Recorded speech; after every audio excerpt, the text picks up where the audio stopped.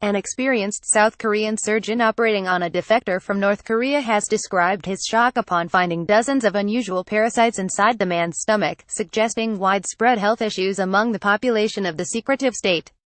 The patient, who has not been named, was critically injured as he fled North Korea under a hail of bullets fired from his former comrades through the Joint Security Area JSA at the demilitarized zone DMZ border area between the two countries on Monday.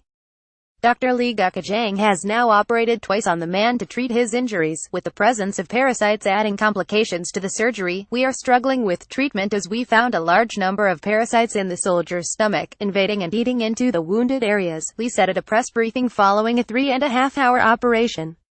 On Wednesday, quoted in the Korea Biomedical Review, "Keep up with this story and more by subscribing. No read more. Kim Jong-un may have caused parasitic worm epidemic by telling farmers to spread human feces on their crops." The doctor described the patient as being 5 feet 5 inches tall and weighing 132 pounds, suggesting he may suffer from malnutrition.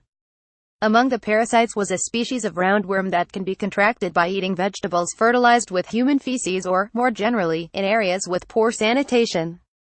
The longest parasite found in the North Korean soldier's stomach measured 27 centimeters 10 inches, local media reported.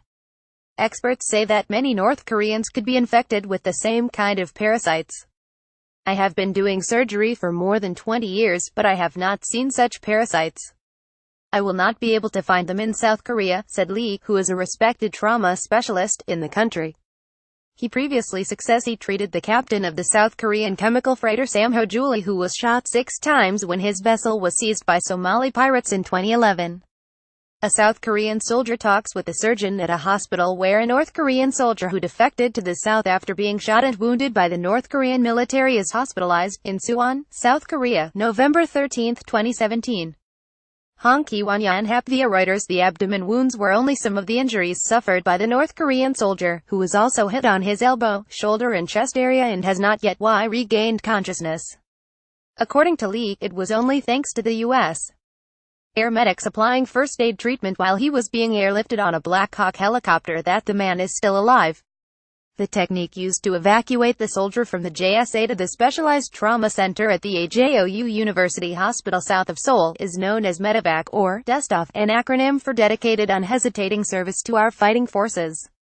First devised to rescue soldiers in Vietnam in 1962, U.S. forces still regularly practice these air casualty evacuations. The North Korean defector's identity has not yet been publicly disclosed. The South Korean intelligence agency identified him as a man in his 20s holding the rank of staff sergeant, according to lawmaker Kim Byung-ki, who attended a closed-door briefing. Quoted in the Korea Herald, the United Nations Command, which supervises the implementation of the 1953 Korean War armistice along the 151-mile-long DMZ, agreed to release CCTV footage of the soldier's escape, which was described as "like" by some lawmakers who were briefed on the incident on Tuesday. But officials from the South Korean Ministry of Defense blocked release of the 26-second clip on Thursday, citing concerns that the video would spark speculation over the South Korean troops' handling of the event. The officials suggested releasing a longer video, news agency Yonhap reported. Reports of the incident suggest that North Korean soldiers, who were chasing after the defector, fired at him even after he crossed the border line into South Korea.